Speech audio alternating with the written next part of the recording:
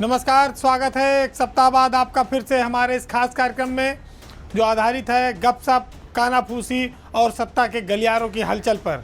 तो चलिए शुरू करते हैं पावर सेंटर।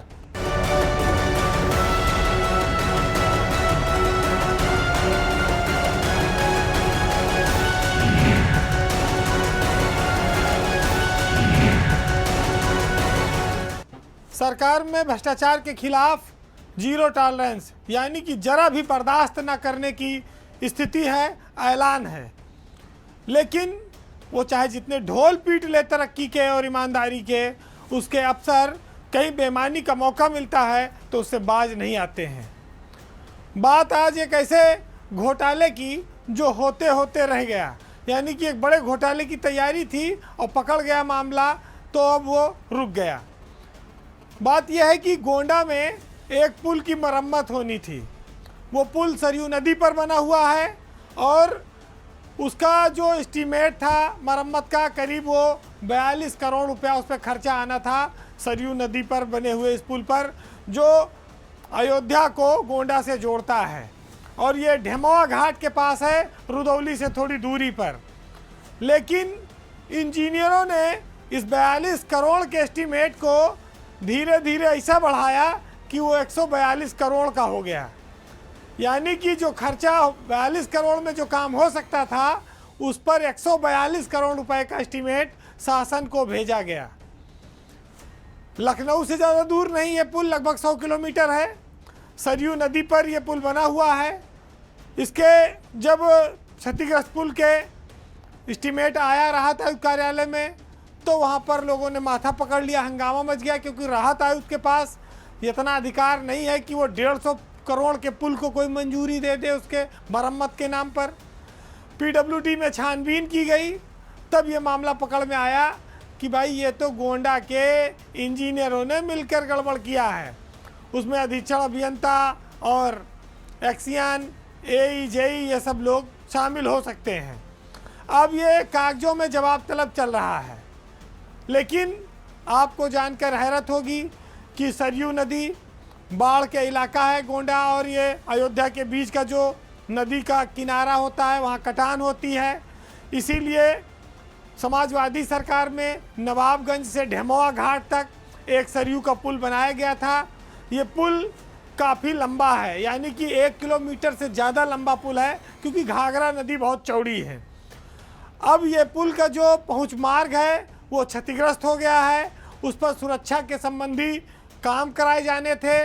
उसका एक विशेष प्रस्ताव शासन को भेजा गया था।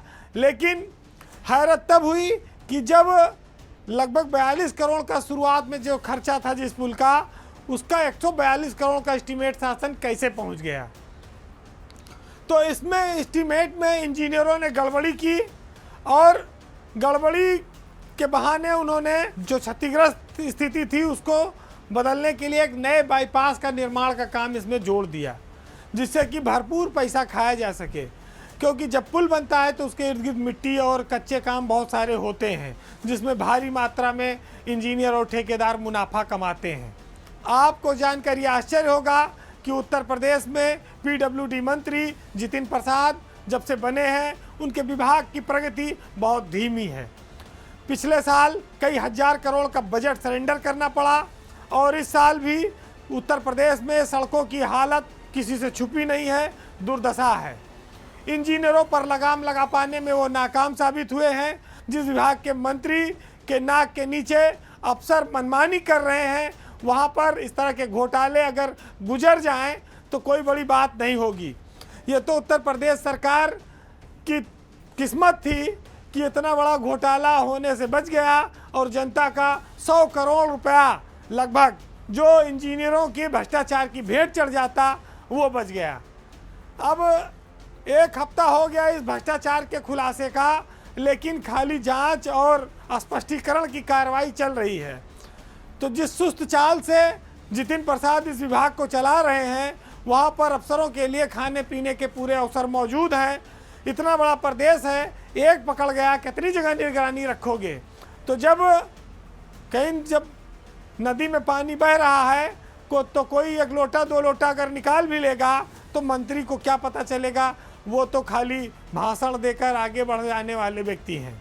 बहरहाल उत्तर प्रदेश का पीडब्ल्यूडी विभाग राम भरोसे चल रहा है और वहाँ पर घोटाले और घपले भी पकड़ जाएं तो वो उसे भी आप भगवान भरोसे ही मानिए। अब बात एक ऐसे अफसर की जो हमेशा चर्चा में रहता है।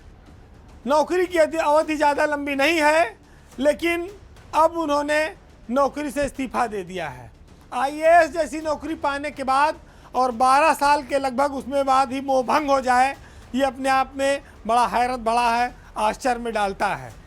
बात उत्तर प्रदेश कैडर के 2011 बैच के आईएएस अफसर अभिषेक सिंह की है। अभिषेक सिंह को आप ऐसे पहचानेंगे कि जब गुजरात विधानसभा के चुनाव हो रहे थे, प्रेक्षक के रूप में उनकी ड्यूटी लगी थी। वहाँ कार के सामने उन्होंने फ़ोटो खिंचवाकर सोशल मीडिया पर डाल दिया था, जिसके बाद वो बहुत चर्चित हो गए और सरकार ने, निर्वाचन आयोग ने इस पर उनके खिलाफ कार्रवाई कर दी और उनको हटा दिया, निर्वाचन कार्य के प्रेक्षक ड्यूटी से वापस यूपी भेज दिया।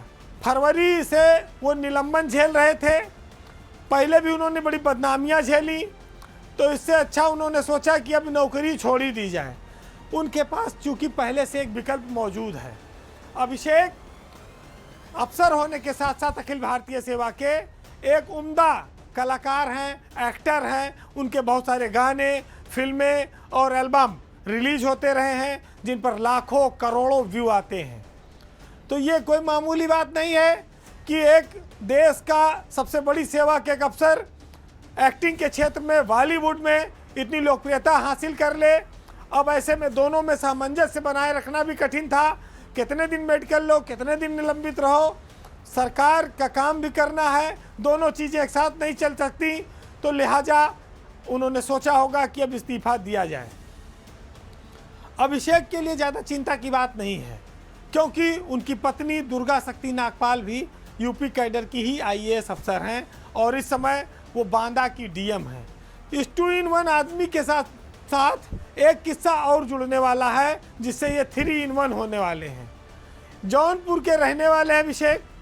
जौनपुर में उन्होंने एक बहुत बड़ा महोत्सव कराया और वहाँ पर मुंबई से और देश के कई हिस्सों से बड़े बड़े फिल्मी सितारे भी आए। तो अब वो 2-in-1 से 3-in-1 होने वाले हैं। कुछ लोग ये कहने लगे हैं कि अभिषेक एक्टर के साथ साथ सियासत में भी अपना हाथ आजमाना चाह रहे हैं, यानी कि वो तीनों विधाओं में सफल होकर लोकप्रियता के शीर्ष पर पहुंचना चाहते हैं। तो ये उनको लगा होगा कि वो एक्टिंग में बाधा भी नहीं बनेगी, क्योंकि बहुत सारे एक्टर सियासत में आकर सफल भी हुए हैं और उनका एक्टिंग का कैरियर भी चलता रहा है। तो जौनपुर में इस साल उनका जो भव्य गणेश उत्सव समारोह हुआ, वो निश्चित ही इस दिशा की ओर संकेत करता है कि लोकसभा चुनाव जो होने वाला है, शायद वो अपने आप को कहीं किसी दल से जोड़कर लोकसभा चुनाव लड़ने को देख रहे होंगे, उसके टिकट की तैयारी में हैं। वैसे अभिषेक सिंह जब से आईएएस की सेवा में आए, वो काफ़ी विवादों में रहे। उनकी नौकरी को लेकर विवाद रहा, क्योंकि वो किसी कोटे के तहत आईएएस बने थे। यूपी में ज़्यादा समय वो नहीं रहे, दिल्ली में काफ़ी इस वक्त उनका गुजरा, प्रतिनियुक्ति पर गुजरा।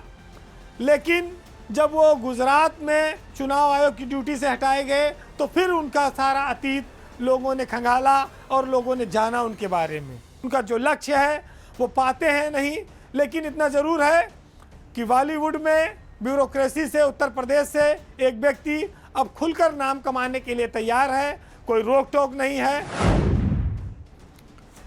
अब बात एक ऐसी खबर की जो असमानता से जुड़ी हुई है, जो संवेदनशीलता की ओर भी इशारा करती है कि हमको संवेदनहीन होकर नहीं, संवेदनशील होकर सोचना पड़ेगा।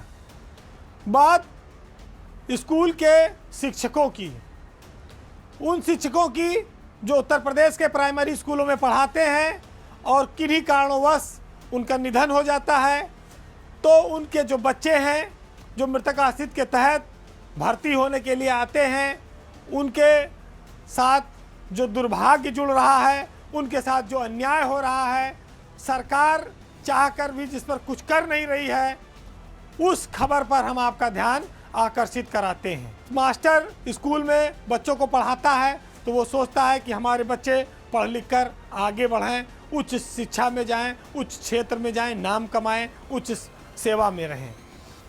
बच्चों के साथ साथ हर शिक्षक एक पिता भी होता है, उसके बेटे बेटी भी, उनको भी वो अच्छी शिक्षा दिलाता है और वो चाहता है कि ये मास्टर न बने, ये मास्टर से आगे जाके कुछ और बने। तो इसके लिए तमाम बच्चे बीटेक, एमटेक, बीएससी, एमएससी और विभिन्न सारे कंपटीशन करते हैं। मल्टीनेशनल कंपनियों में नौकरियों के लिए वो जाते हैं और उम्मीद करते हैं कि उनका लाइफ अपने पिता और समाज से बेहतर हो। लेकिन उत्तर प्रदेश का जो शिक्षा विभाग है वो मृतक आश्रित शिक्षकों के जो परिवार वाले हैं उनकी भावनाओं पर भयंकर कुठाराघात कर रहा है।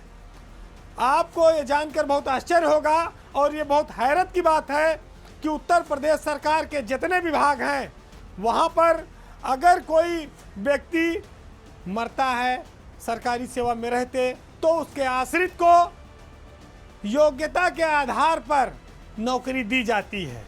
यानी अगर कोई चतुर्थ श्रेणी कर्मचारी भी उसका निधन हो जाए तो उसके बेटा बेटी अगर स्नातक हैं, इंटर पास हैं, टेक्निकली भी दक्ष हैं कुछ, तो उनको चतुर्थ श्रेणी के बजाय योग्यता के आधार पर लिपिक पद पर तृतीय श्रेणी में भर्ती के वो हकदार हैं और भर्ती दी जाती है। लेकिन बेसिक शिक्षा विभाग में ऐसा नहीं हो रहा है। मास्टर के मरने पर उसके बेटे को चपरासी बनना पड़ रहा है। आप देखिए एक उल्टी गंगा जो बह रही है, बड़ी आश्चर्य की बात है। उत्तर प्रदेश में करीब 16,000 केस ऐसे हैं मृतक आश्रितों के जिनके बच्चे बहुत पढ़े लिखे हैं, पोस्ट ग्रेजुएट हैं, डॉक्टरेट हैं, बीएससी, एमएससी हैं और जब उनके पिता या माँ का निधन हो जाता है, शिक्षक जो होते हैं, तो उनको शिक्षा विभाग चपरासी की नौकरी दे रहा है। ये कौन सी व्यवस्था है? उनका कहना है कि हमारे यहाँ जो टेट पास हैं, जो बीएड हैं, वही शिक्षक हो सकते हैं। अगर एमएससी धारक, कंप्यूटर चलाने की जानकारी रखने वाला बीएड और टेट नहीं है तो वो चपरासी बनेगा। आप सोचिए, दूसरे विभाग में वही व्यक्ति अगर होता, ऐसी स्थिति आती तो वहाँ वो लिपिक बनता, बाबू बनता। आज बेसिक शिक्षा विभाग ये कहता है कि हमारे पास बाबू के रूप में इनको समायोजित करने के लिए इतने पद नहीं हैं। तो मृतक आश्रित शिक्षकों के बेटे और बेटियां चपरासी की नौकरी करने के लिए मजबूर हैं। सरकार उनके लिए अभी तक कोई नियमित पद खोज नहीं कर पाई है। इंजीनियरिंग और साइंस की बड़ी बड़ी डिग्रियां लेकर अगर मृतक आश्रित के रूप में चपरासी बनने की मजबूरी है तो इससे बड़ा दुर्भाग्य हमारी शिक्षा व्यवस्था का और हमारे समाज का कुछ हो नहीं सकता। कौन मास्टर ये सोचता है कि उसका बच्चा चपरासी बनेगा जो स्कूलों में शिक्षा देता है, बच्चों को पढ़ाता है? वो मास्टर, वो माँ बाप अपने बच्चों को उच्च शिक्षा दिलाने की कोशिश करते हैं और बड़ी सेवा में, चमकदार सेवा में, बेहतर कैरियर के लिए आगे भेजने की इच्छा रखते हैं। लेकिन जब बीच में ऐसी कोई घटना हो जाती है, निधन हो जाता है, तो वहाँ पर उनके बेटों के साथ विभाग चपरासी की नौकरी वाला व्यवहार कर रहा है। बीएड और टीईटी नहीं है तो आप शिक्षक नहीं बन सकते। आज सरकार के पास ऐसी कोई व्यवस्था क्यों नहीं है कि जो लोग मृतक आश्रित के तहत आ रहे हैं और उच्च योग्यता रखते हैं उनके लिए क्यों नहीं ट्रेनिंग कराई जाए? उनको साल 2 साल की ट्रेनिंग देने के बाद शिक्षक बनाया जाए। उनके लिए क्यों नहीं जो विभाग में रिक्त क्लर्कों के पद हैं उन पर समायोजित क्यों नहीं किया जा रहा है? उनको शिक्षक बनने से आप वंचित रख सकते हैं लेकिन योग्यता के आधार पर लिपिक बनने से आप वंचित नहीं कर सकते। ये बड़ा दुर्भाग्यपूर्ण स्थिति है। अफसरों ने इसको फंसा रखा है, अड़ंगेबाजी है। सरकार के पास गुहार लगाते हैं लोग, मंत्री के घर पे धरना प्रदर्शन होता है, पुलिस उठा उठा के फेंकती है, लाठियां भी चल जाती हैं, राजनीतिक दल आंखें मूंदे रहते हैं। बड़ा दुर्भाग्य है। दीपक कुमार अभी एसीएस थे कुछ दिन पहले तक इस विभाग में, बेसिक शिक्षा में। अभी 10 दिन पहले उनका तबादला हो गया। मंत्री हैं कल्याण सिंह के पोते हैं संदीप सिंह, जो बेसिक शिक्षा विभाग के मंत्री हैं। दीपक कुमार इन्हीं के एसीएस थे, संदीप सिंह, दीपक कुमार, और अब आ गए हैं वहाँ पर सुंदरम प्रमुख सचिव बनकर। इन लोगों पर जिम्मेदारी है कि जो लोग हीन भावना से ग्रसित हो रहे हैं, इतनी योग्यता, अच्छी शिक्षा रखने के बाद वो चपरासी बनने में कैसे अपने जीवन को सहज पाएंगे, ये अन्याय कब तक चलेगा, इस पर इन्हीं लोगों को रास्ता और हल निकालना है। एक छोटा सा उदाहरण दे दूं कि भाजपा किसान मोर्चा के अध्यक्ष हैं कामेश्वर सिंह। उनकी पत्नी का निधन हो गया था, सहायक अध्यापिका थी। सरकार में जिसका जुगाड़ है, उनके बेटे को सरकार ने ओएसडी बना दिया। बाकी सब मास्टरों के बेटे बेटियां चपरासी बन रहे हैं। ये भी एक नजीर है, और नजीर ये है कि हर युग में जिसके पास ताकत रही है, सत्ता रही है, उसने फैसलों को अपने हिसाब से मोड़ा है। चाहे एमके सुंदरम हो, बेसिक शिक्षा निदेशालय हो, और जो डीजी बैठे हुए विजय किरण आनंद। विजय किरण आनंद उत्तर प्रदेश में शिक्षा महकमे के बेसिक के पितामह बन गए हैं। वो इस प्रदेश में हर बुराई को समाप्त करने की कोशिश कर रहे हैं, लेकिन उनके शायद सामने ये स्थिति उनको नहीं दिखती है। दीपक कुमार हो, विजय किरण आनंद हो, या आज सुंदरम हो, इन सबको इस बात पर विचार करना होगा कि हम योग्यता के इस पैमाने को कब तक दबाते रहेंगे, अपनी कानूनी फाइलों में कब तक उलझाते रहेंगे। इस अन्याय, असमानता को दूर होना चाहिए। सरकार को इस पर जितनी जल्दी हो फैसला करना चाहिए। बात अब फिर ब्यूरोक्रेसी की। लोकसभा चुनाव के पहले पिछले सप्ताह उत्तर प्रदेश में ब्यूरोक्रेसी में एक बहुत बड़ा बदलाव हुआ। करीब 34 आईएएस अफसरों का तबादला किया गया, लेकिन इसमें कुछ तबादले बड़े महत्वपूर्ण हुए। खास तौर से चिकित्सा शिक्षा विभाग के प्रमुख सचिव आलोक कुमार का हटाया जाना। एक तबादला हुआ वाणिज्य कर में, जिसमें भ्रष्टाचार को लेकर वहाँ पर एडिशनल कमिश्नर ओपी वर्मा ने एक पत्र लिख दिया, जिसमें तमाम खुलासे हो गए। एक और ट्रांसफ़र बड़ा चौंकाने वाला हुआ, समाज कल्याण के निदेशक रहे पवन कुमार का। ये तबादले ऐसे क्यों हुए, इनके पीछे क्या मंशा थी, इस पर हम कुछ प्रकाश डालेंगे। ब्यूरोक्रेसी की ये रोचकता भी इसको जानने में बनी हुई है कि आखिर ये लोग क्यों हटाए गए। चिकित्सा शिक्षा विभाग में आलोक कुमार जब से दिल्ली से लौट कर आए थे, उनको एक बड़ा महकमा दिया गया था। पिछले 2 साल से करीब वो यहाँ पर काम कर रहे थे। बताया जाता है कि जब से डीजीएमई के रूप में यहाँ किंजल सिंह की तैनाती हुई, उसके बाद से बहुत सारी कहानियाँ, किस्से शासन के निकल कर आने लगे। आलोक कुमार पहले भी उत्तर प्रदेश में महत्वपूर्ण पदों पर रहे। अखिलेश यादव की सरकार में वो सचिव रहे हैं। यहाँ पर वो चिकित्सा शिक्षा के प्रमुख सचिव थे, और डीजी के साथ उनके तालमेल में कुछ अभाव था, और इसको लेकर समय समय पर बहुत सारी कहानियाँ और खबरें बाहर आती थीं। उनके अचानक हटाए जाने के पीछे एक चर्चा करीब सैकड़ों करोड़ के टेंडर से जुड़ी हुई है, जिसको लेकर शासन में लोग दबी जुबान बात करते हैं। सच्चाई क्या है, अभी इसका खुलासा नहीं हुआ है।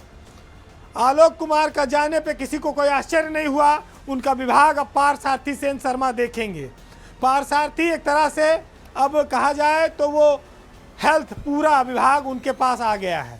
लेकिन वाणिज्य कर के अपर आयुक्त जब ओपी वर्मा सेंट किए गए, तब ये सवाल खड़ा हुआ कि भाई जिसने इतना बड़ा खुलासा किया, एसआईटी जांच की मांग की, उसी को निपटा दिया गया। बात यह है कि वाणिज्य कर विभाग में तबादले और पोस्टिंग के खेल में कुछ दिन पहले बड़ा हल्ला मचा था। लेकिन इसी दौरान एक मामला ऐसा आया जिसमें अपर आयुक्त ने एक चिट्ठी लिखी सरकार को और एसआईटी जांच की मांग की। उन्होंने पत्र में इस बात का साफ उल्लेख किया है कि कई 100 करोड़ की चोरी अफसर मिलकर कर रहे हैं, लेकिन उनके पद पर कार्रवाई के बजाय उन्हीं को हटा दिया गया। वाणिज्य कर में अफसरों का गिरोह टैक्स चोरों, चोरी करने वालों को संरक्षण देने के बदले ठेका लेता है। इसका खुलासा इस पत्र में किया गया। पत्र में यह भी कहा गया है कि जो ठेका है वो मुख्यालय से उठता है। रेडीमेड गारमेंट के कपड़े हो, सुपारी हो, सीमेंट के व्यवसायी हो, ये जो बड़े लोग हैं, जब इन पर कार्रवाई होती है तो ये रैकेट उन अफसरों के पीछे पड़ जाता है जो छापा डालने वाले होते हैं। इतना ही नहीं, वर्मा ने यह भी लिखा है कि मुरादाबाद, हापुड़, नोएडा, गाजियाबाद, कानपुर में बम्पर टैक्स की चोरी हो रही है। इसके बावजूद ऐसे अफसर को सरकार ने किनारे कर दिया। अब आते हैं समाज कल्याण पर। समाज कल्याण में पवन कुमार निदेशक थे। 2 महीने बाद उनका प्रमोशन होना है, 1 जनवरी से वो सचिव हो जाएंगे। उनका तबादला हैरत में डालता है, चौंकाता है कि आखिर 2 महीने जब बचे थे तो जब वो सचिव बन जाते तभी उनका ट्रांसफ़र होता, अचानक से उनको निदेशक पद से क्यों हटा दिया गया, ये लोगों की समझ में नहीं आ रहा है।